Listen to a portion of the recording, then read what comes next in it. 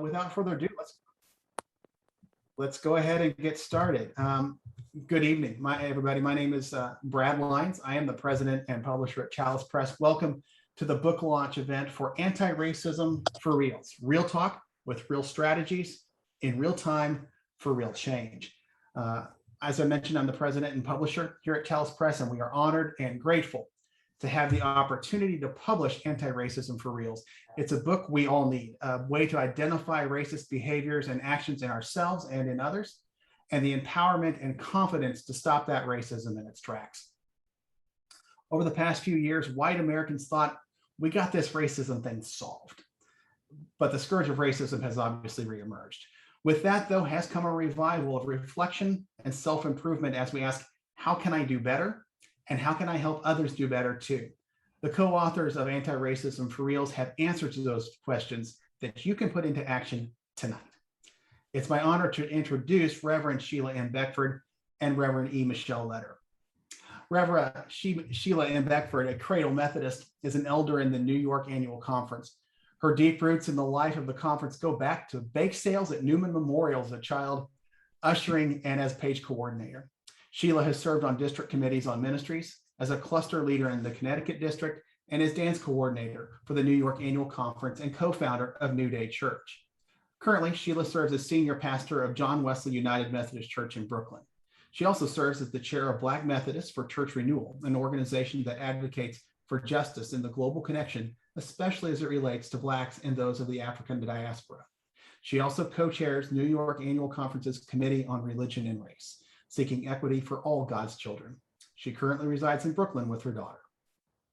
Ordained in the 6th Episcopal District, also known as Georgia, Reverend E. Michelle Letter is an itinerant elder in the African Methodist Episcopal Church. Letter serves on the ministerial staff at Metropolitan African Methodist Episcopal Church in Washington, D.C., and serves as the Deputy of Equity and Anti-Racism for the General Commission on Religion and Race for the United Methodist Church. Michelle is a PhD candidate at Emory University with a focus on homiletics, the art and science of preaching, and pedagogy, the art and science of teaching. Her dissertation is entitled Preaching Truth, an Anti-Racism Homiletic for 21st Century White Christians that actually interrupts and dismantles racism. She currently resides in Baltimore City. Those are the two authors we're going to meet tonight, and it's also my pleasure to introduce to you the two panelists that join them tonight for the discussion.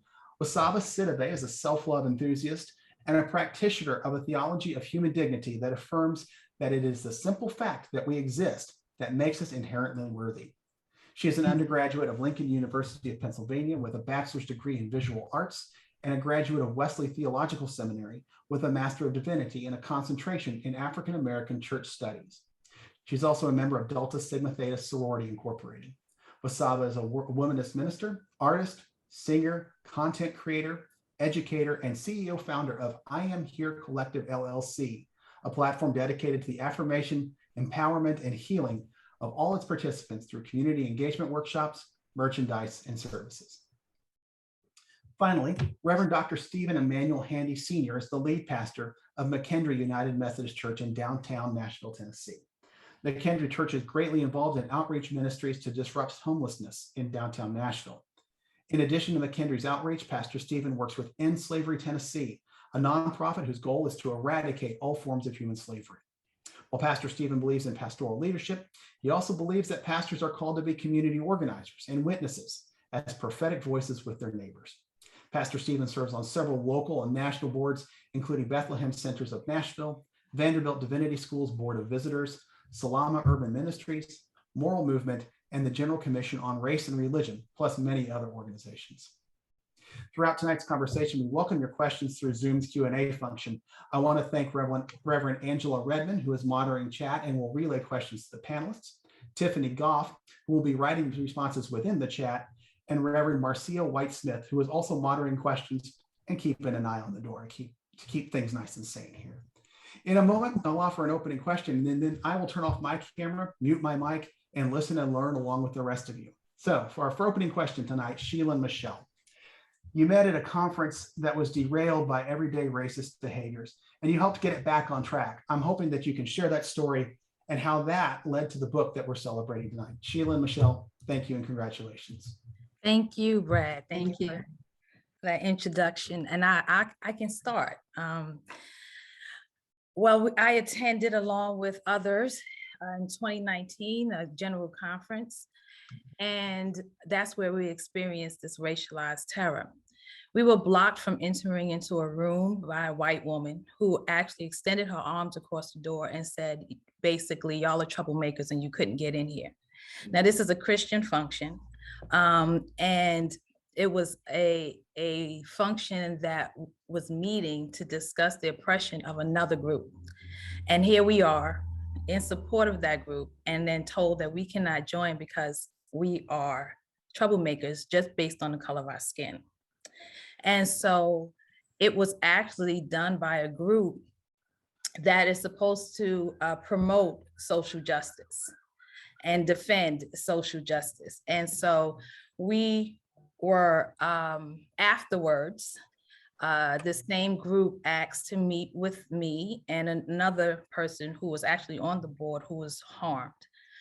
And Michelle happened to be the facilitator for that event or that meeting. And what happened, I heard of Michelle prior to meeting her. And someone's like, well, you and her, you two would be perfect. You two would, I knew you two would get along just perfectly. Go look her up. And when I looked her up, I asked the person, I said, are you sure this woman is a white woman? Are you sure we're going to be a perfect match here? And they were like, yes, you two have similar personalities. You two should meet one another. And I said this to Michelle when I met her, and it was like, we just clicked. The chemistry was there. And she impressed me by how she handled all of the white attendees at this meeting. She let them have it raw. She said what she had to say. She didn't coddle the white manipulation. She didn't at all listen to the cries of them. Oh, this is injustice because you're basically, she's a white woman defending Black people, right? And so how dare she not listen to us, but listen to them? And so I was impressed by how she handled the entire meeting. And afterwards, I took her number and I said, well, we'll keep in contact with one another. And we actually did. We kept in contact. We called one another. And then we I think we did a workshop together. Am I right, Michelle? Yes, we did a workshop together. And after the workshop, I said, Michelle, we should write a book. And she was like, yes. And we started throwing out all of these names of what the book would be named and everything. And I'm gonna turn it over to Michelle because she has more a better handle on the dates and how things transpired after that. So Michelle, would you take over? Sure. So after the meeting that we were both at, and after we started talking with each other, actually the company, the organization that I work for, G4, they were piloting an anti-racism workshop and a self-directed course that I was writing. And so Reverend Beckford and I were talking, and in her annual conference, they were looking to do some work right away. So we talked about co-facilitating these workshops as a pilot program. And when we were doing that, just more and more, we were convinced that even though we were coming from our own racial identities and our own racial positionality, we went about the work of anti-racism in similar ways. And so when Sheila first brought up that we should write a book, it was almost like a half comment. It was within a whole other conversation. And it was like, oh, we should write a book. And I was like, we can write a 2-page letter of inquiry to Chalice Press. Let's see how that goes. Like, why don't we just set some time aside and see if we can put something together to share our idea with someone else. And so that side comment was in August of last year. And by November of last year, we were signing contracts with Chalice Press. The conversations with not only the president, Brad Lyons, but also the marketing director, everybody was coming around the ideas, not the ideas around the book necessarily, but the ideas of how to do anti-racism behind them. And everybody has mentioned about the, speed of publishing and how things happen. And even when the manuscript went to the printer, Brad Lyons said, literally, there must have been some sort of miracle, because the timing of when our manuscript hit the printer, it was turned around in such a way that all of the different venues were shipping out the pre-sales even before our date was supposed to officially launch on October 26th. So it's really been something that we've believed has been bigger than us from the very beginning, but that we've gotten all of this affirmation and confirmation of what we believe that God has been calling us into, and just who we are authentically, individually, but also vocationally.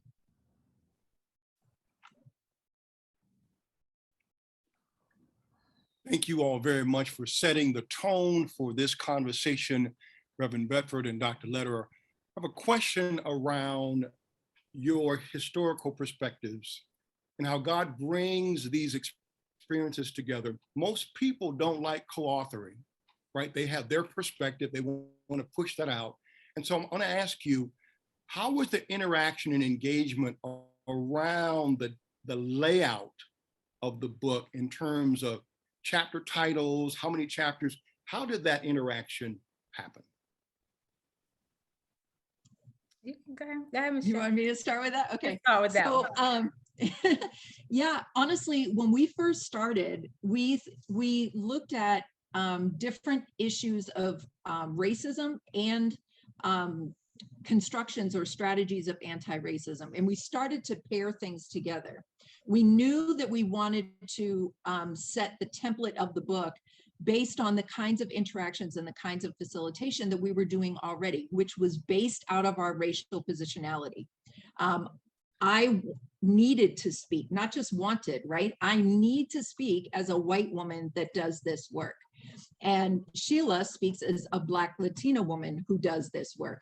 And we speak out of our own perspectives and our own experiences. And we primarily speak to our own communities while we have some overlap, right? So the whole setup of the book, having one response and a separate response, not trying to flatten the work so that it sounds like one voice, because literally it's not one voice.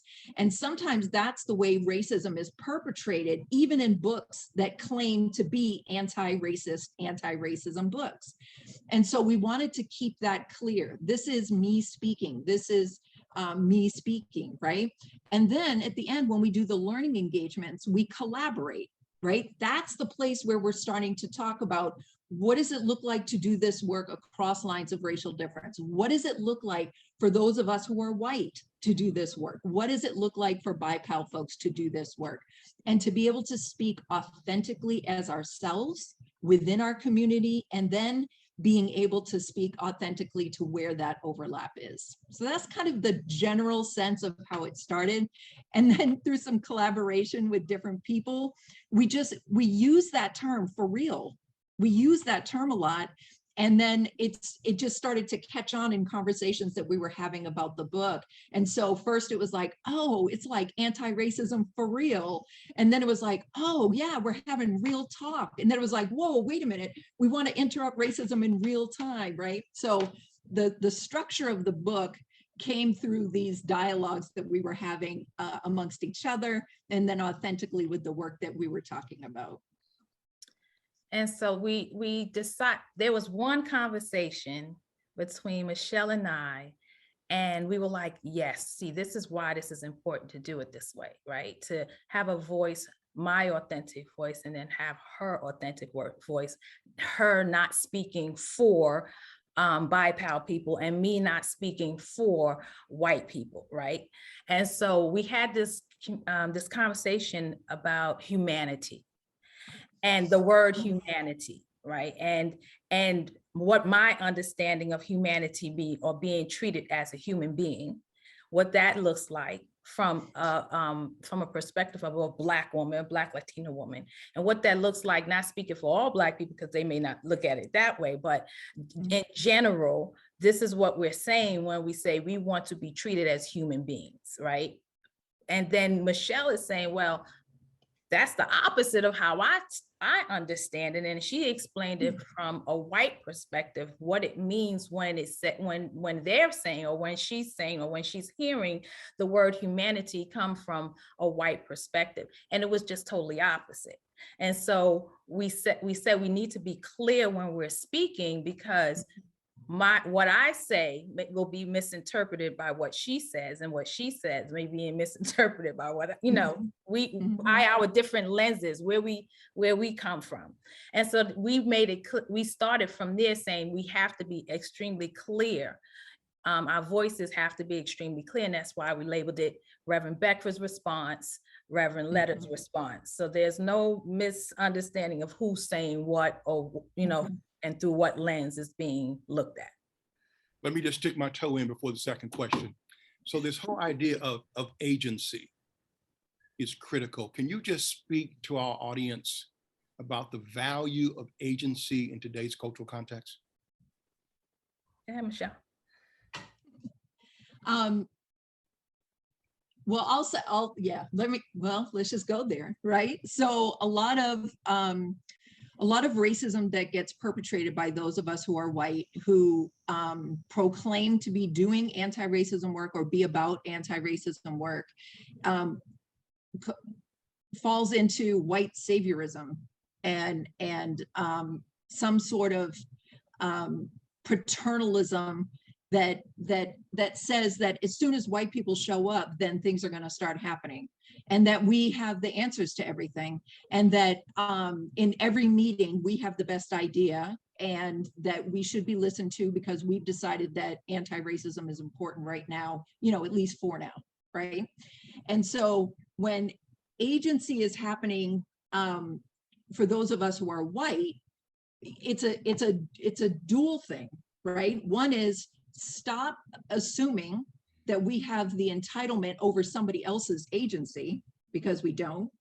But then also for us to take responsibility for the work of anti-racism that we need to be doing, that rather than avoiding it or distancing ourselves or pretending as if we're not white anymore, or just not like those other white people, that we need to center ourselves not in anti-racism work in a way that takes over, but center our responsibility within ourselves, that we have to own that and take responsibility rather than pushing it to someone else or trying to take over somebody else's agency.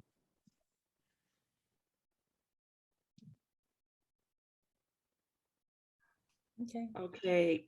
Okay, thank you. Get ready for my question. So thank you all so much for such a in-depth background of the book and how it got started. One of the things that I pick up on, just having read the first few pages of the books and the conversations that we have had, is authenticity. And I know that especially during the summer of 2020, many white churches reached out to many Black people and their Black colleagues, asking us to host their racial reconciliation book club, right? People that you haven't heard from in forever. They just pop up and say, you would have been, I heard of you, I thought of you, you should do this work, right? And there, very often, no one really lifts up how exhausting it is for Black people to be in those spaces in the racial reconciliation work, because more often than not is performative. It's a feel-good moment, and it's for something for white people to feel like they are a savior. So I wanted to just quote really quickly Reverend Sheila's Beckford statement on page 5, for those of you who have the book and want to turn to it. So she has a response, and the question is, what we need is real talk, not more talk about racism and anti-racism. That's the subject title. And then here it says, in the Black community, the phrase real talk means giving it to you straight with no filter, no hiding behind respectability politics or politeness. Respectability politics occurs when BIPOC people are directed by those in their same group to assimilate to the dominant group in order to be accepted. And reading that small statement in itself was a breath of fresh air, because as we all know, many Black people are brought up in ways to coddle whiteness. And we show up in many spaces, not just in the church space, but in the workspace and so on and so forth, almost like a second consciousness. It's almost a way that we know to show up. So for you, Reverend Beckford, I'm wondering, what was it in you that made it important for you to name that? And how have you seen respectability politics be harmful in this conversation when it comes to anti-racism work? Sure. So what caused me to name that is basically my experience and my experiences. I am bold, I'm audacious, I speak what I speak, I say what I mean. If you don't like it, too darn bad. That's how I am. And there was something in my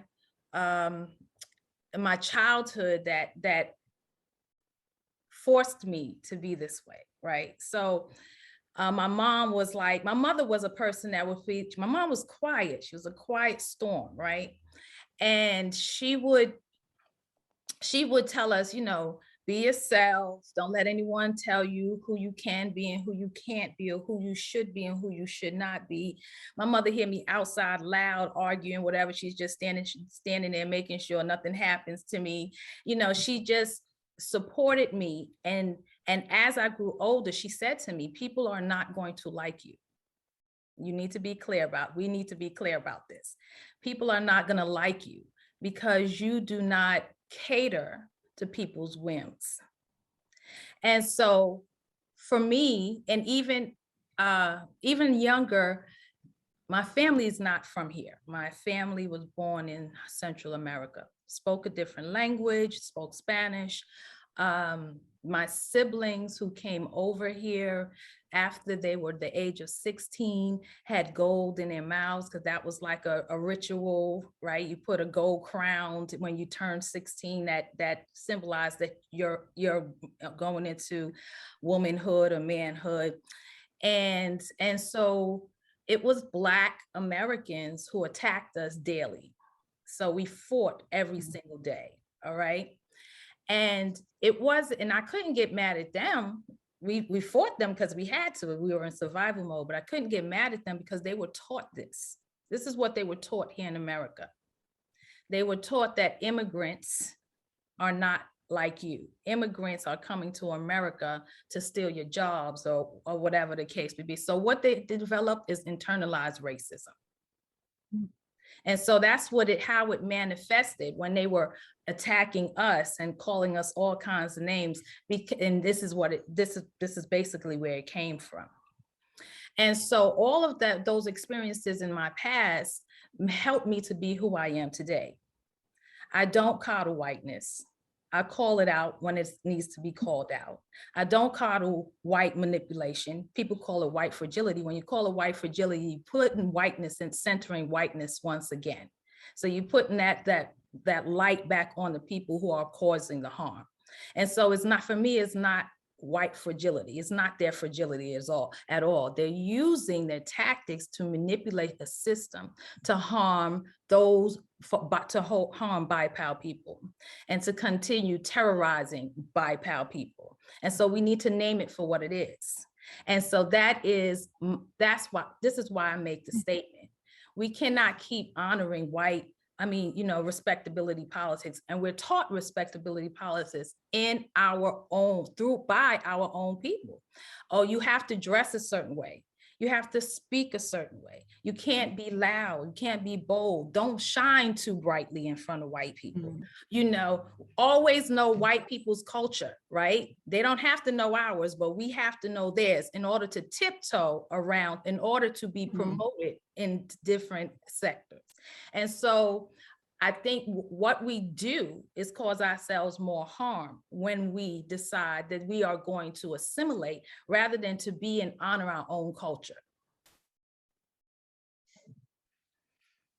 Wow, I'm about to pass the offering plate, okay? Because that was a word. Okay, so I would like to follow up on you sharing that. Thank you so much. And someone in the chat actually brought it up. So I know that a lot of people use the term BIPOC, but one, can you explain what that is? And then, but you all use a different term, which is BIPAL, BIPAL. Can you talk more into depth on that? Sure. So BIPAL is a term that I coined because I created, basically, because what we do, again, when we talk about white people, we say white people, right? And then we melt everyone into one pot who's not white and say BIPOC or people of color. And so BIPAL decenters whiteness and give us our own identity: Black, Indigenous, Pacific Islanders, Asian, Latino, Latinx. We're no longer in a melting pot where we can't be seen or honored for our culture. And so by saying BIPOC and BIPAL, they try to decenter whiteness, but it's not far enough. And so that's why we use the term BIPAL.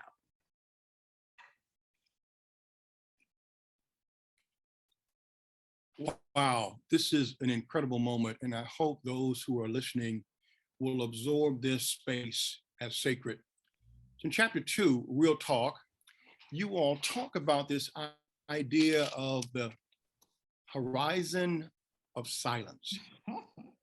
And I know often people of color, Black people, brown people, red people, have a tendency, because we have been indoctrinated, to believe that when whiteness is in the space, we're supposed to be silent.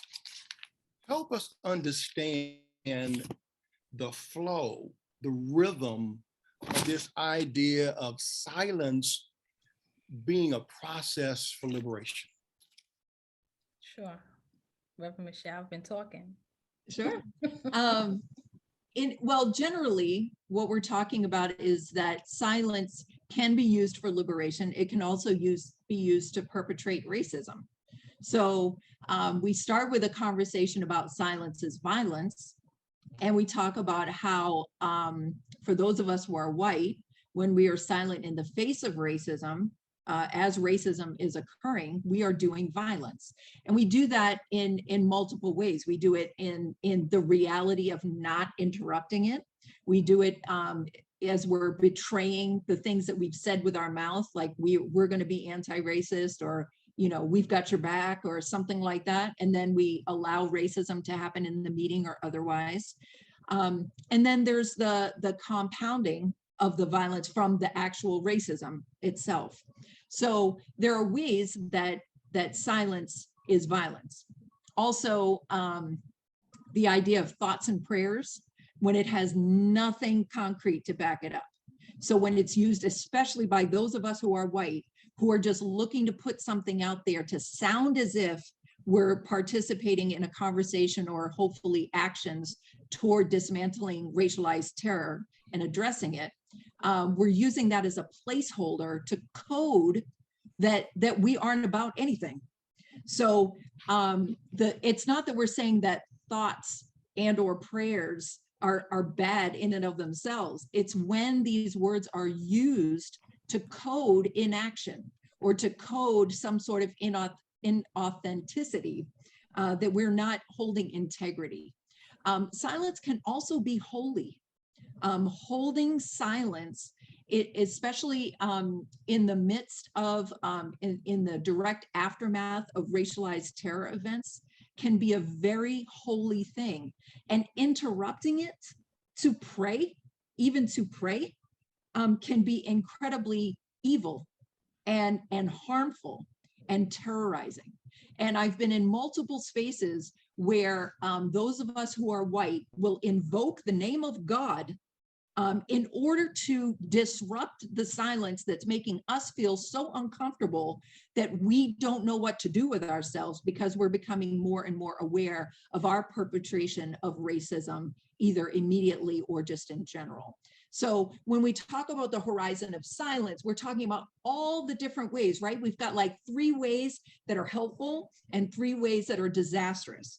And by talking about each of those separately and then thinking about it as as a horizon, right? There's all these entry points into the horizon. It refuses to allow space for a flat kind of response. Like, this is always the response. You're always silent, or you're always speaking, or you're always, no, it's more complex than that. Racism is incredibly creative, and anti-racism, it has to be even more so in order to interrupt and dismantle it. So, and to add on from my racial positionality, right? Oftentimes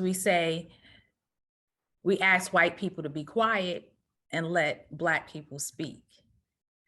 And sometimes when we do that, we allow racism to hide, right?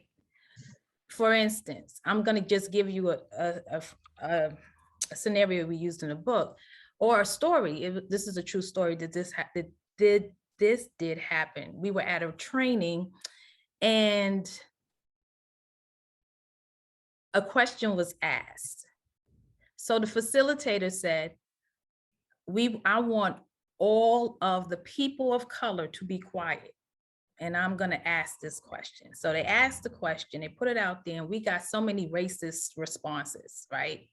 And after that, they didn't ask the question again. The facilitators just said, now people of color, we want you to answer this question. And so we started answering the questions, and it didn't sound anything like what the white people answered, right? Mm-hmm. And so a couple of the white women started to get upset, like, wait a minute, was that a trick question? You know, because their answers were so racist. But if they had allowed us to go first, if we went first, we would have prompted their responses. They would not have answered that way. They would have known how to answer. So sometimes when we say we need white people to go second and let the BIPOC people go first, they have an opportunity to hide their racism. And that right there, sometimes silence is great. Like, we need to step back and let them have it and let them expose themselves. And then we get to see who you really are.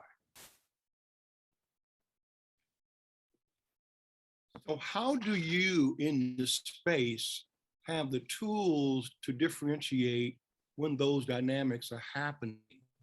What kind of advice, what kind of tools can you all offer us when these things happen and we just don't automatically retreat? I mean, how do we lean into these awkward, deplorable, devaluing conversations while holding on to our agency in an honorable and dignified way and saying, by the way, I am here?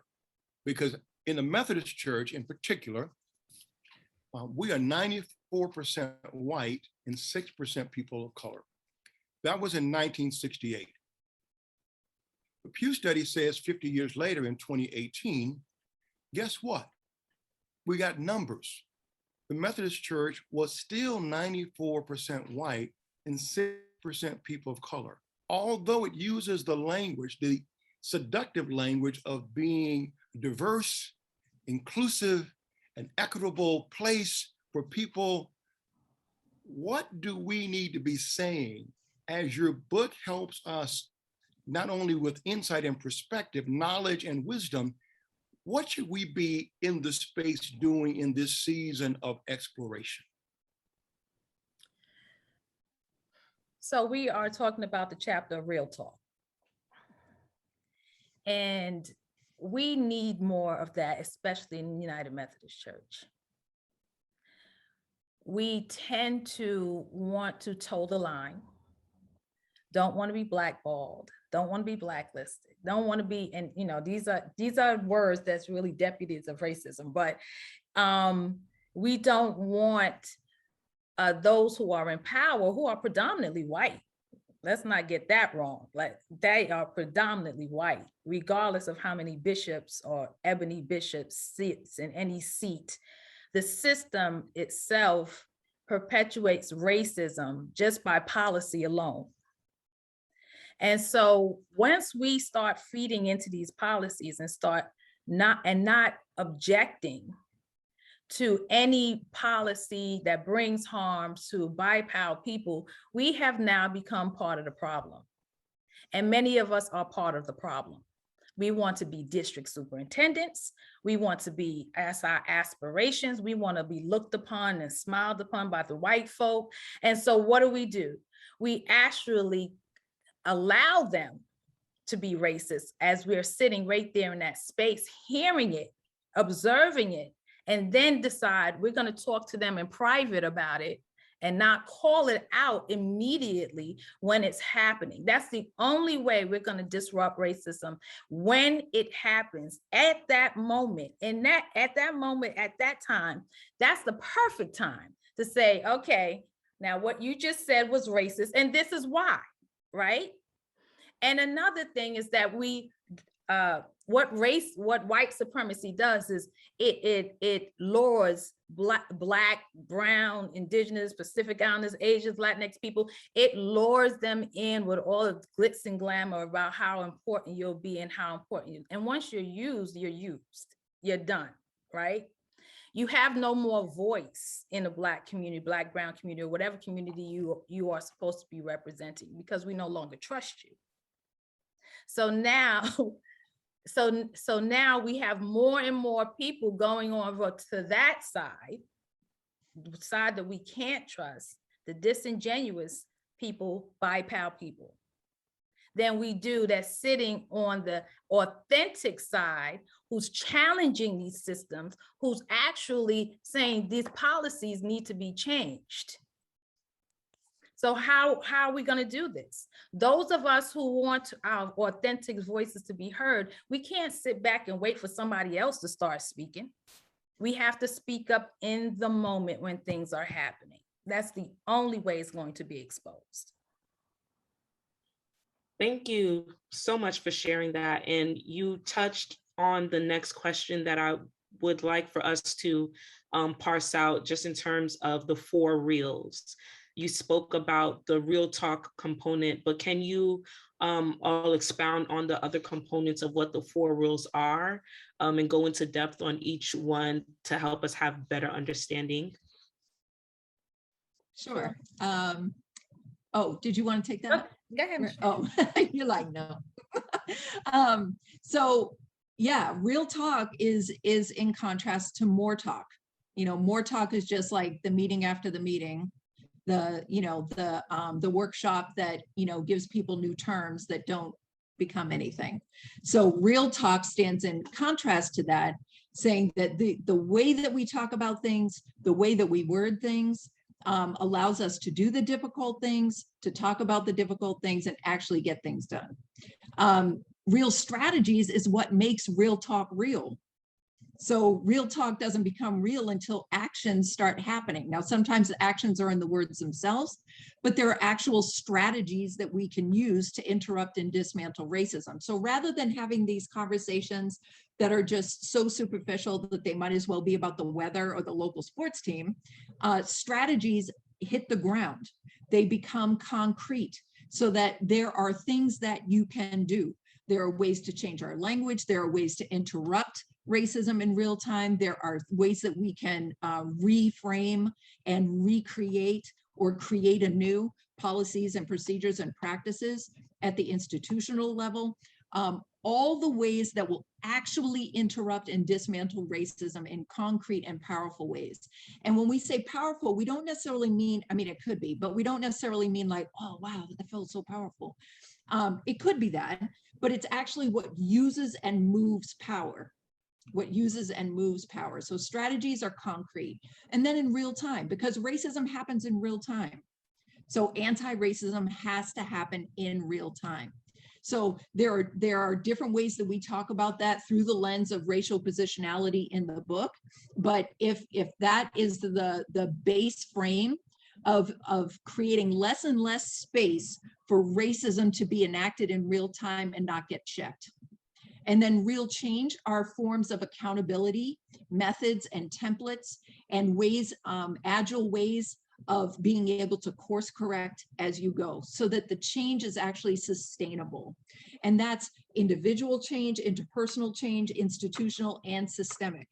So change has to happen on all those accounts. There are different ways that we can do that depending on the entry point that we're using, but change actually has to be sustainable. It has to go well beyond, I meant for this to do that. It's where the rubber hits the road. Did this thing actually create an evidenced outcome of interrupting and dismantling racism? And we use that as a template for all of the anti-racism work that we do. That is the template. You know, I'll just say quickly that when we first met with Chalice Press, right before we went to contract, they wanted to meet us because they were like, we would like to talk with you before we actually get to this contract thing. So they met with me and Sheila via Zoom. And the first thing that we were asked, it was right after the election in 2020. And the first thing that we were asked was, well, since the election, you know, your method, your approach must be totally different. So can you tell us a little bit about that? And the first statement we said was, no, it's the same, because racism functions the same way, even when it has different expressions. And so basing it out of these 4 reals, we don't get swayed back and forth by who's in power, what particular expression of racism. This allows us to have a steady footing underneath that addresses the way racism functions. And when we can get there, then we can bob and weave with whatever the expression is and get to it before. So it's not just reactive, that it's actually proactive.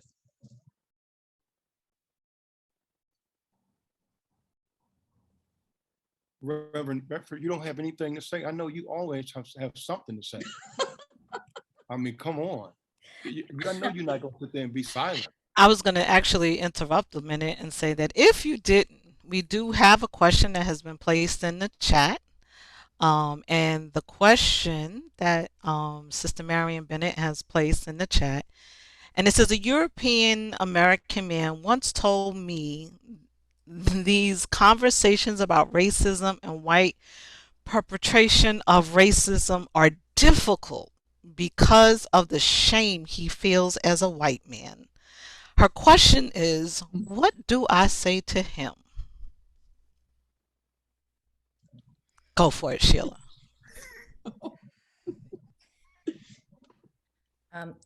As a member of the BIPOC community, I can care less about his shame.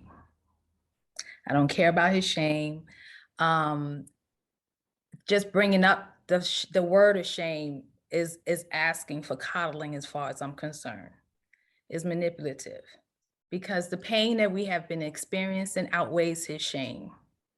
And so if he came to me, my response would be to him, well, you have a right to be ashamed.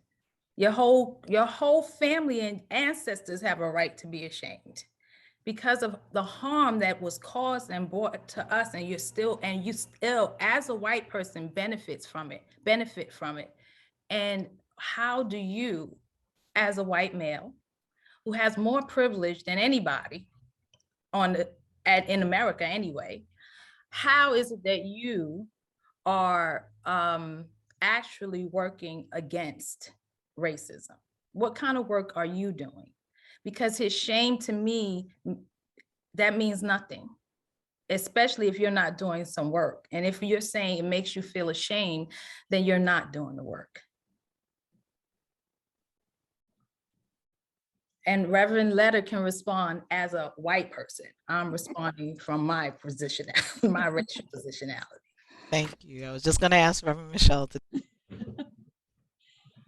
Yeah, so as a white person responding to a white person who starts talking about shame, I would be quick to say that if we're not ashamed about our perpetration of racism and the way that we benefit from the consequences, even fatal consequences of racism, then what in the world should we be ashamed of?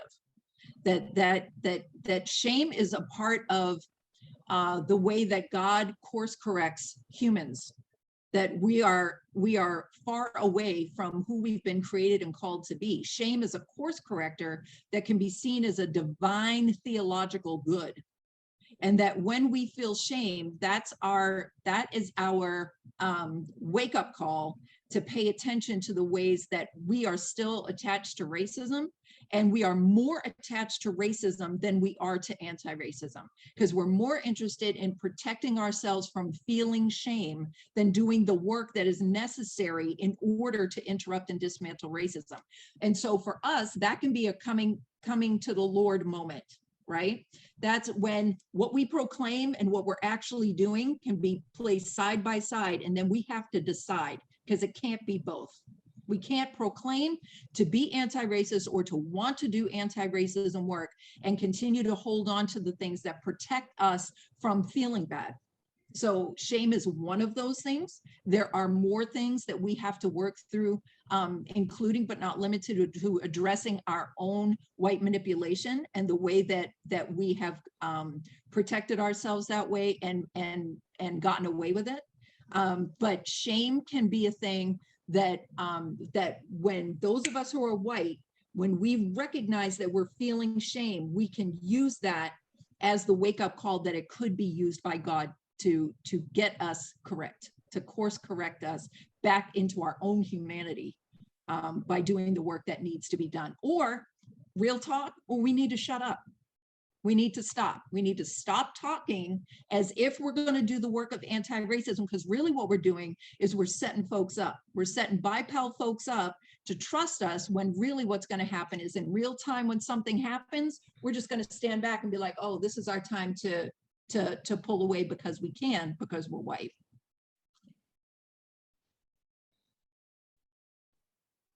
Wow. Just wow. Okay.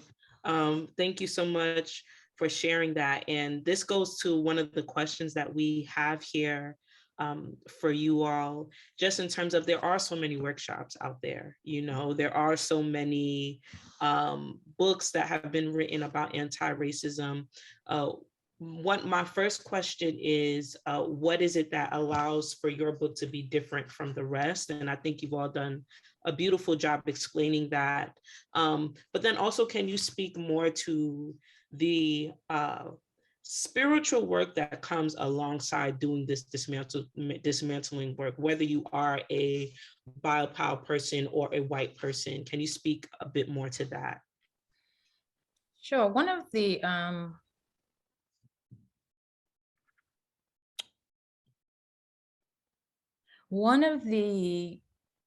things that I call spiritual work for BiPAL people is rest. And why do I say rest? We are constantly in spaces where we have to put on our armor, in a sense. You know, we have to constantly deflect what's coming our way. We have to constantly be on our toes. We have to constantly keep our ears open to hear exactly what's being said to us. We have to keep our eyes open to see what is being done to us. And so if we don't rest, if we continue to push and try to do this anti-racism work as a BiPAL people, it's going to drive us mad. It's going to rob us of all of our energy. We are going to be spiritually drained, and we're not going to be good for anyone. It's ourselves, our family, even this movement. You know, we wouldn't be healthy enough to continue to do anti-racism work. We wouldn't be healthy enough just to continue to live as a BiPAL person. And so sometimes we need to step away and rest. We need to recharge ourselves. We need to remove ourselves from these spaces. And sometimes we have to create spaces where there are no white people, so that we can rest, so that we can recharge, so we can be with people who are like us, so that because we all will understand what we're going through. And so there's no microaggressions, you know, that we have to pay attention to, or be on guard, or be on defense, on the defense, because we have to protect ourselves at all times. There's not many times at all. I don't even think there's one time that I can say that I've been in the presence of white people without having to check someone for their racism. And so sometimes it's best that for our spirituality, for our mental state, we need to remove ourselves and get some rest and to step away from anti-racism work, step away from racist behaviors, because we need to take care of ourselves and one another. Thank you. Thank you so much for naming that, especially because racism is literally lethal. It's literally deadly. And then when it shows up in all of these other all of these other ways in all of these different environments, sometimes we're unaware of so much of what we're coming up against. And again, as I've stated earlier, and as Tiffany stated, it's exhausting. And so naming rest as not only a spiritual practice, but a part of revolutionary work is so important. So thank you so much for sharing that. Reverend Michelle, can you speak more to the spiritual work on behalf of white people that comes along with this anti-racism work? Sure, thanks. I think that the things that are coming to my mind initially are to reframe how we understand God creates us and calls us to be about this work. And so for some of us, for those of us who are white, for some of us, it's going to mean that our understanding of calling on God's grace is shifted, right? So in general, we might talk about how we can go to God for grace to bear us up, you know, when we make mistakes or when we sin or something like that. But one of the ways that racism functions is that those of us who are white will call upon this grace as if it means that we take no responsibility for the racism that we've perpetrated, or the consequences that have come from it. So thinking about God's grace as giving us the internal and external challenges that we will need to refuse that kind of lazy spirituality, that kind of false spirituality that calls upon the divine to protect us in our own sin, or to say that, you know, God is the only one that can take care of sin, and in doing so, not take responsibility for sin, but to shove all that onto the shoulders of the divine as if we're not supposed to take any responsibility anymore. So part of the way that our racism functions as white folks is that we'll say things like racism is sin, and it sounds like, it's like, oh, that must be on target. But what we're actually doing is putting all that responsibility onto God and trying to distance ourselves from it. So I think when we think about our spiritual work as white folks and anti-racism, it's a dual thing. We're thinking of both about how God can give us what we need to do the thing, but also that we need to do that thing. So to refuse the temptation to place the responsibility on those who are not us, whether that be BIPOC folks or God. And that's just one example. But I think that we always have to be thinking about that both and move, because those of us who are white will continue to use the logic system of racism to corrupt even the best anti-racism solutions and strategies.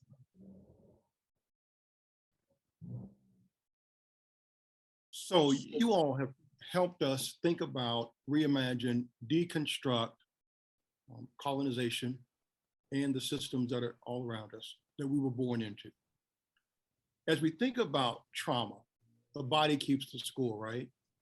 How can you help us? And let me just say this, and I'll stand on this until I get into the kingdom. We have all been traumatized. Some larger, deeper than others, but we've all been traumatized, and we've all been raised in a colonized system. So how can you all help us understand what we need to do to decolonize ourselves when we have a tendency to believe that we've not been colonized? If you're in America and you've been educated, you have been freaking colonized. So stop placating as if you haven't. Now, what that means is we have an opportunity to bond together to realize it's time to deconstruct and decolonize. So help us with your book. What are some practical next steps when we get off of this webinar, right? And we go, oh, whoo, man, that was a whole lot. I was overwhelmed. Help us take some steps. So then we're talking about strategies, right? We're going from our real talk to our strategies. And you know, as we stated, we have a whole lot of them in this book. And so what we want to do is to actually use one for this evening. We were going to do it a little later, but since you're talking about it now, we might as well just go for it now. And it's really dealing with real time, right? As we said, racism happens in real time in all of our lives. Racism happens in real time. We have been so colonized that we use the biblical text to continue to perpetuate and perpetrate racism. And one of the scriptures that both Reverend Letter and I, and it's just so funny because we both went to that scripture, you know, without even talking to each other. When we were writing our chapters, I wrote about it, and then she said, wait a minute, I wrote about it. And I'm like, well, hey, it is what it is. And we were talking about the Matthew text. I don't know why it just went out of my head, but the Matthew text that speaks about, okay, I got it. It talks about, you know, this thing where someone offends you, you know, you pull them aside, and then after, if that didn't work, you bring in an elder. Then if that didn't work, you go before the church.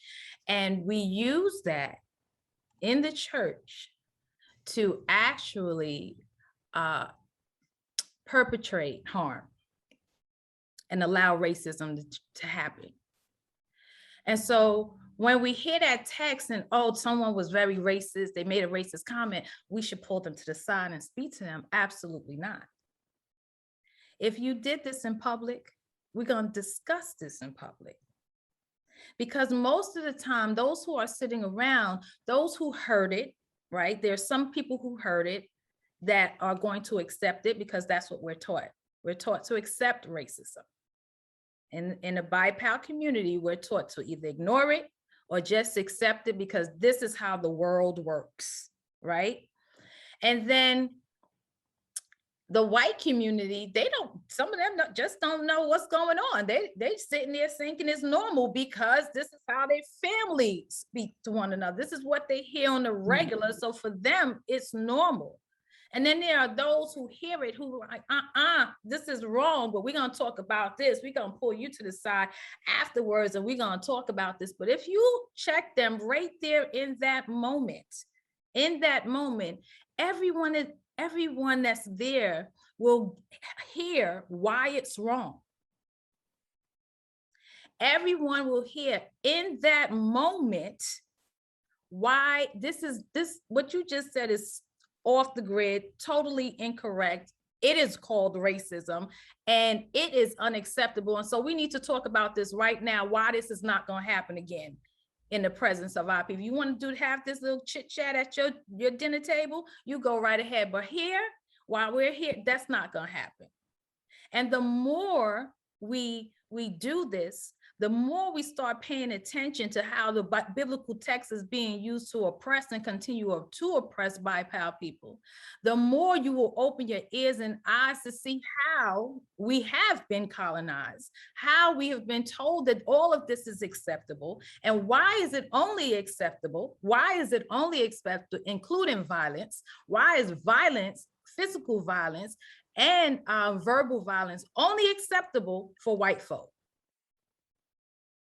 If the biblical text says it's not acceptable for anyone, then it's not acceptable for you who pulled out hoses on Black people, bombed churches, none of it, who shot somebody just for running down the street, who put their foot or knee on someone's neck for 10 minutes, and had to have it's his right to have a trial because he's not, and then you have people giving money to this same individual's legal fees because it's okay in the white community to kill a Black person on national television, nationwide television, because it's acceptable. But had it been a BiPAL person, it would be a totally different situation. They probably wouldn't have made it to the precinct. And so what we need to pay attention to is how we have been socialized and socialized to believe that white is right. Everything that happens in the white community and the way the white people think and the way that white people have explained the biblical text is the correct way. Everyone's culture, except for white culture, is not acceptable in the church. It's not acceptable at work. We have to get a crown law to wear our hair in our natural state, how it naturally grows out of our head. A law had to be passed. And so if we think that any one of us is not colonized, that's absolutely insane. We've all been colonized, but it harms, the trauma falls more on BiPAL people than it does white people. They are still benefiting from racialized terror. Dr. Letter, I know you have something to say. First, with regards to the biblical text, those of us who are white rely on that false interpretation to protect our own racism and to protect ourselves from feelings of guilt and shame. And we use the logic of racism to justify demanding that people pull us aside. So one of the first things that I will say to my fellow white people is that usually the only people that don't realize racism has happened in the moment are those of us who are white. So the harm has already happened to BiPAL people. The shame and the guilt that those of us who are white are starting to feel as we become aware of it is a delayed reaction. And it's a delayed reaction because we're still relying on the logic system of racism. So when we talk about how white people have been colonized, we also have to think about ourselves as the colonizers, because the logic system of racism was created to make sense to us, which is why we can watch a video with our very own eyes of racialized terror and still ask, but what about? Or if they only, or something like that. Or was it really racism, right? We can talk about the evidence of sight as being one of the primary forms of evidence in every other area of life until it comes down to racism. And we've got all these questions. Well, I was just asking questions, or I just didn't understand, but these things make sense, or isn't the law objective, or something like that. We will come up with all of those different kinds of responses because we are still functioning in the logic system of racism, which was created for us and to make sense to us, which means that as we enter into anti-racism work and using the logic system of anti-racism, a lot of anti-racism will not make sense to us because it's countering the thing that we've grown to understand to make sense. So we have to position ourselves like that to know it may not make sense to us. And that's why we have to obey the strategies that have been created and co-signed by BiPAL people, because the direct targets of any oppression, in this case racism, are always the best suited and capable of naming what it actually is and naming those strategies that will actually interrupt and dismantle it. So our job as white folks who are doing the work of anti-racism is to not trust ourselves 100%, because our fallback, our go-to, our default is the logic system of racism. That's the thing that will most often make sense to us. And if we have to decolonize in that kind of way, it's to decolonize that, to realize that we aren't going to be the folks who know best, that we have to obey strategies that don't come from us, that this interruption into our own racism doesn't stem, there's no move from our own whiteness to anti-racism that doesn't happen from some sort of intervention. So there's a follow-up question in the chat by Miriam Bennett. She says, can you speak more about the logic system of racism? Well, thank you. I would just say generally that every oppression, every system really has its own logic system that creates and sustains it, which just means that, like, again, in a general sense, some things will make sense and some things won't. So like a language has a logic system. This is, you know, if you have this noun, you have to have this form of a verb, right? That's a logic system. It's arbitrary in some sense, right? It's just like a set of rules that make the whole thing come together. And racism functions in that way, right? It has certain things that make racism continue, compound, be sustained, and protected. And when you start to counter those rules, those laws, that logic system, that's when you're getting into anti-racism. But again, every logic system of every sphere of oppression, of every language, of everything is going to make it make sense. So that means that what we term is like, oh, that's just common sense. I mean, have you ever been in an instance where you think eye contact is incredibly considerate, right? You think it's the most respectful thing to do, that when you're talking to somebody, you would look them directly in the eye. Well, there are cultures that feel like that is the most disrespectful thing you could do, is to look somebody directly in the eye, especially if you're of different rank vocationally or age or something like that, right? The logic system within each of those cultures has each of one of those things, even though they're the opposite, makes sense within that culture, right? Or that cultural ethos. In the racism and anti-racism work in a similar kind of way. There are things that will make it make sense. And in order to dismantle that system, you have to do things that only make sense to the anti-racism system.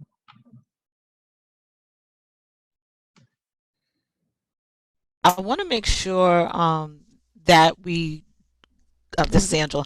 I want to make sure I see in the chat that Sally Knox had posted. She's doing, looks like she's trying to do the work.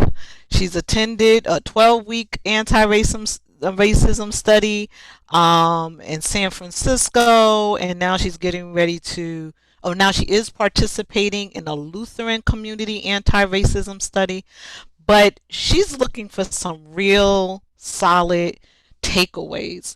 If at the end of this call, Sally could leave with some real tools, what would you say they should be, besides reading the book?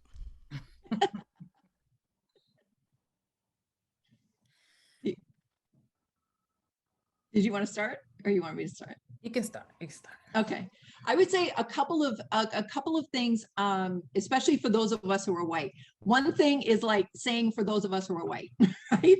So I did one of these little mini videos on this particular strategy, and really it's just for us white folks to always be finding ways that we are including ourselves within the group of white people, because our temptation is always to distance ourselves from other white people who are doing racism that we can easily identify, and perhaps that we've already worked through, so that we're not committing those acts of racism anymore.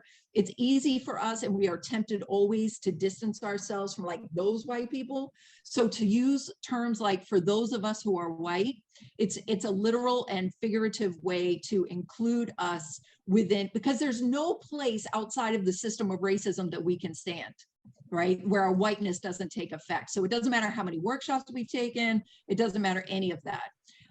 Some others are, another one that we talk about very specifically is changing language from journey language to entry point.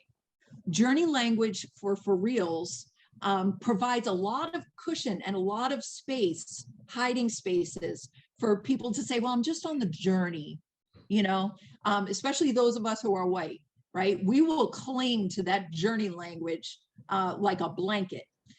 Because we want to talk about what we've done, not what we haven't done. Entry points, however, allow us to say, look, we can get started with this right now, right? So even though these two things are language oriented, even just by changing the way we talk about it, when we say things like some folks, and what we really mean are like some white folks, aren't ready to do anti-racism work, we're protecting us from doing the work that we say we're going to do, right? For those of us who are people of faith and follow a savior, a God, a divine entity that calls us into justice, there's no excuse for any of us not to be doing anti-racism work. So to proclaim some sort of faith in a justice entity and also proclaim that we're not ready to do anti-racism work is contradictory. So instead of saying that we're not ready to do, or somebody's not, oh, they're just not ready yet. No, some people have just chosen not to do anti-racism work. So just by using those language, a requirement for anti-racism work instead. So those are just three off the top of my head, but I mean, we could even zip through like the appendix and grab some more, but those are three to start with. We don't want to give up too much. We do want them to purchase Right. the book. That is the purpose of this call and this gathering. It's on So the those book. but there are some but there are some great examples and tools that are in the appendix of the book as well. So, but Reverend Sheila, would you like to add anything to that? Sure. As Reverend Letta already said, there's no excuse not to start. We have been told that we have to take in, what is that called? Cultural competency training before you can start doing anti-racism work. And that's not true at all. Again, if we keep using these reasons not to do anti-racism work, we allow racism to continue. Any person can do anti-racism work at any time. There are always entry points. You may not be an expert, but guess what? Even an expert is not an expert, right?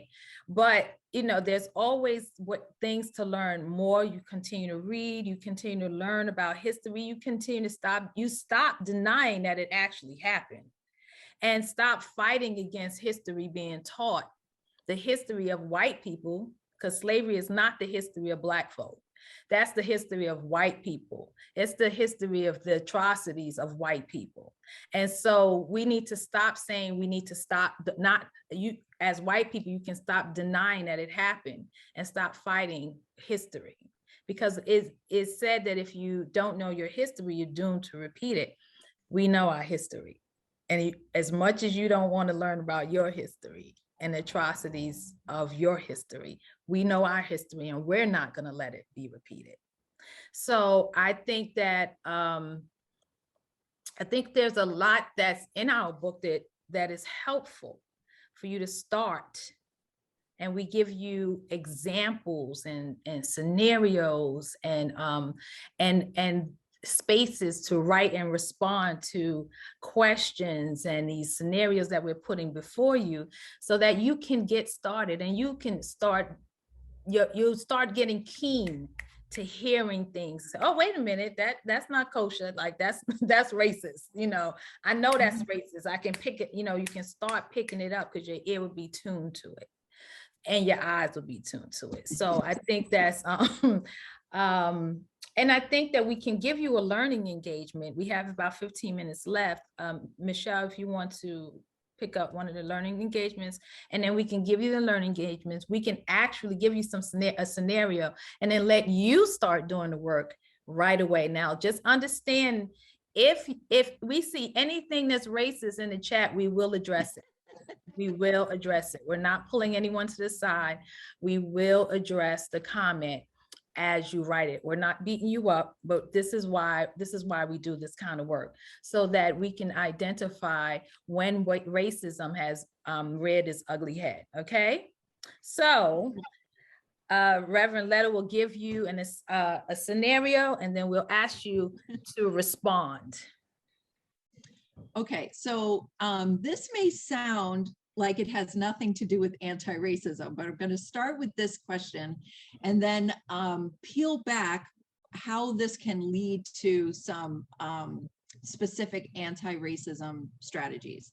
So the first thing I'd like you to do is to go to your chat. Now, if you've been doing private messages to people, you're going to want to go back to everyone. So you can have everybody, you know, because those private messages happen. So, because real talk. No, but so change your pull down menu to everyone. And what you're going to do is think about a scenario in your head. When if you leave it alone, it gets worse. If you leave it alone, it gets worse. So think about in your head, if you don't deal with it, if you leave it alone, it gets worse. And in the chat, would you just put that quickly? Like in a couple of words, no thesis tonight, but just in a couple of words. Okay, so we have a physical wound, upset with spouse. It's getting personal now. A leaking roof. Good. Excellent. What else? What else? Leaving the stove on, right? See, now I feel like I need to go check my, if I don't change my, oh, okay. This is really getting real now. Right. Exactly. In the federal government, the emphasis on diversity, which is a big joke. One government agency has a legal bureau with 200 attorneys and only 5 Black attorneys. Children's behavior, watching someone bully another, call me out of my name, burnout, right? Yes. Yeah, a strange, okay, why is everybody in my business? Why are people coming at me? I don't understand. Okay, no, these are good, right? So locking yourself out of your, with the engine running. Okay, the movies we see with no Black folks, act like, okay, act like there is no stinking going on, right? Stuck in a faith community that's no longer a good fit, right? So here's the thing, we can think automatically, right? Like when I brought that scenario up, you can think automatically of scenarios that if you leave it, oh, I know, at a different time when I was doing this same thing, somebody said like a dental problem, right? Like a toothache, right? There are things that we can immediately think of that if we ignore them, they will get worse. One of the strategies is to shift our thinking into how racism does the same thing. So helping people shift that mindset that ignoring racism does not make it go away, it makes it worse, right? Whatever the status quo is will stay there or it will compound. So the strategy one is shifting that mind frame, right? So you can explain, you can paraphrase that to anybody. But another way to do it for anybody who's on the call, who leads a class or preaches or, you know, is like the chairperson of something or whatever, you can do this very same thing with your group. You start with the question, what if left alone gets worse? Because it's not soft pedaling around racism. It's connecting an entry point for people. It gears people up to realize, wow, I've got experience in something that gets worse if you leave it alone. Now, without this conversation, if you've got folks that you're in dialogue with who are pushing back, right? And it was like, I just don't believe that if we just don't talk about racism, you know, things won't get better. Because, you know, and then if we're talking about in the church, it's like, yes, but shouldn't we consider all folks the image of God, you know, create an image of God and focus on that and focus on our humanity rather than, you know, these divisive things like race, right? That once we hit that entry point of there are things in our experience that we know if we leave them alone, they're going to get worse. And then we shift to talking about racism, right? Then we can make the shift into why racism has to be interrupted in real time. So there are strategies within this strategy. One is it helps us shift our mindset so that when we're talking to folks, we can talk about it differently. it also gives us a very practical strategy if we are in groups with other folk, right? We can use this very, like, what left alone gets worse, to get us into the racism conversation without soft pedaling it, right? That's another strategy. We don't soft pedal what we're going to talk about. We talk about it straight on, but we do so with entry points. The other thing too is that it can help us have conversations where we say, where we interrupt racism, even though we don't know what the skill set is yet. And this can happen across lines of racial difference and for different reasons, right? It's either we don't have a specific, we get caught off guard. We're for BIPAL folks, the harm is so great that that interrupting the racism in the moment may have to take second place to self-care or community care. But for those of us who are white, it's imperative upon us to always interrupt in real time. And when we do that, we may not have the skill set to do it yet. So what do we say? That's racist and unacceptable. I don't know what the anti-racism strategy or solution is to that yet, but I cannot keep quiet in the midst and allow that to go forward as if it's acceptable and as if I co-sign it or co-sign on it. So one of the things, one of the very real strategies that you can enact, almost like a pre-4REALS strategy for those of us who are white, is to jump in and just say, that's wrong, that's racist, and it's unacceptable, and it's harmful, and you need to be required to offer an apology in front of this room for perpetrating it. Now, there are all sorts of consequences that come to that.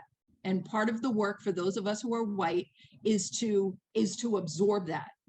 We absorb that and we take that on as part of our work. But allowing something to go forward just because we don't have the skill set for it yet is not an excuse either. For those of us who are white, it's not an excuse for us. So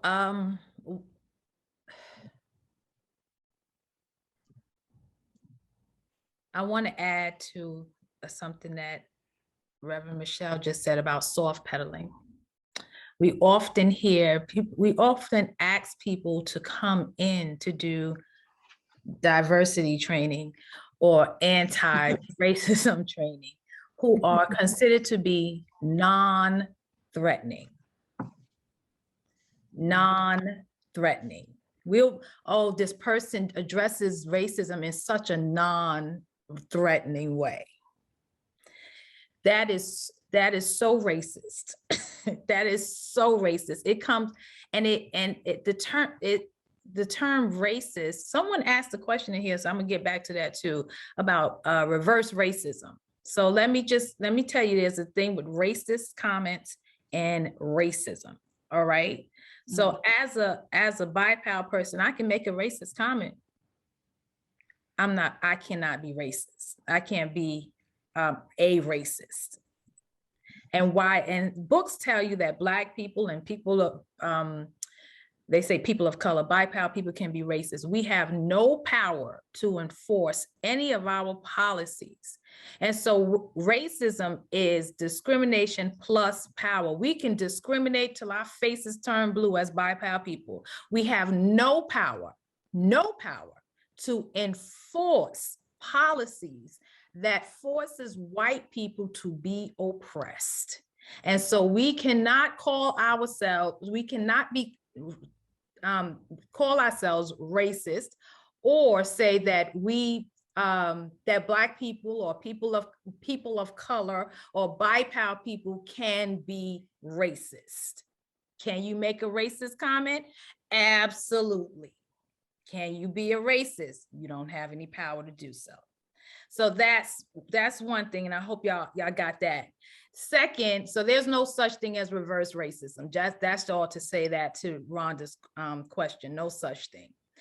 And so soft pedaling, we often hear too, we can say it where we don't really offend anyone. Anti-racism work will be offensive. It is going to offend the most racist person. It is going to offend those who coddle racists. It is going to offend those who allow white manipulation to continue so they can continue to terrorize BIPOC people. So to say that you're doing an anti-racist work or anti-racist work study or book study or workshop that doesn't offend means that you are perpetuating racism. So there's no such thing as soft pedaling when it comes to anti-racist work.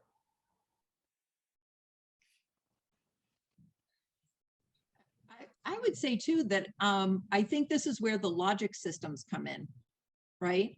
That way, it's not just that, you know, I was using the make sense language, right? It doesn't make sense, but actually, Sheila, what you're saying, right? It's going to be offensive to that logic system, right? The logic system of anti-racism is going to be offensive to the logic system of racism because it's created to dismantle it. And systems, you know, forms of oppression want to protect itself. They're like institutions, right? They want to protect themselves all the time. So there's fail safes in place to protect it. And so it's going to feel offensive when something comes in to dismantle it. So that can be a strategy too, right? When, for those of us who are white, when something feels offensive and it's coming in the context of anti-racism work, we've got to interrogate the form of racism that we're holding on to that makes it offensive, because otherwise it wouldn't be offensive, right? That's the same for our white manipulation. Like our white manipulation tactics come up when some form of anti-racism work is challenging a form of racism that we're still attached to. Otherwise, we wouldn't feel all that discomfort and be trying to protect ourselves from it. Otherwise, it'd be like, oh yeah, that makes sense. I should do that thing instead, right? Our reaction is coming from the fact, not just because it's a reaction. The reaction is stemming from some form of racism that we're still attached to. And so by interrogating that, we're doing the work underneath that removes the need for white manipulation, not just the control over it. So I like that offensive, right? It's anti-racism work is going to be offensive. I like that, Reverend Beckford. I want to say amen to that. You know, a good sermon will either have you say amen or ouch. And so when we talk about this work, if you aren't, you're either saying amen or you're saying ouch. And if you need to say ouch, then, you know, just go on with it and you'll be all right. And then you can get to the amen side. We have 2 minutes left. And so in that short time, we thank our moderators on this evening. It has been truly, truly an amazing conversation. Amazing conversation, and we can't wait to hear more. I just need for Reverend Beckford and Reverend Letter, let the folks know, how can they have you come and talk to their people? What's your availability for workshops and the like? Let the people know. So we are available for workshops. Our calendar is filling up, so jump on in there.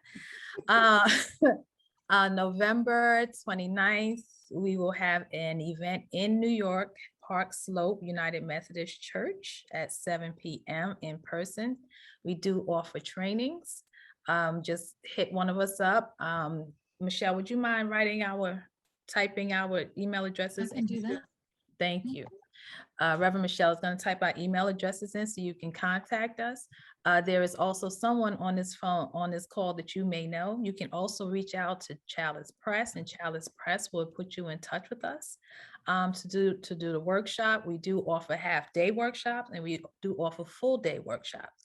It depends on basically what you need. We do tailor the workshops to what you need, what your congregation or what your community needs. So we do meet with you beforehand, and we sit with you and we discuss, and then we come to a decision as to what it is that you would need and how we can go about offering that service to you. Thank you so much. Thank you once again, our moderators, Reverend Handy, our sister Wasaba. You know, we're gonna have to talk with you and Sankofa sisters. We're gonna have to have a conversation with you. We thank you for the questions. We thank all of you for joining us this evening. And please stay tuned for the next event. Tell a friend about the book. We want to make this a #1 bestseller. 4REALS, Anti-Racism Conversation 4REALS. We thank you. God bless you and have a good night.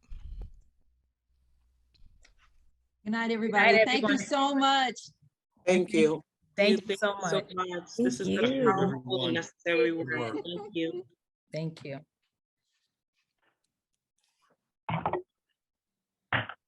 And yes, someone asked if we would go upstate. Absolutely. Just contact us. Thank you.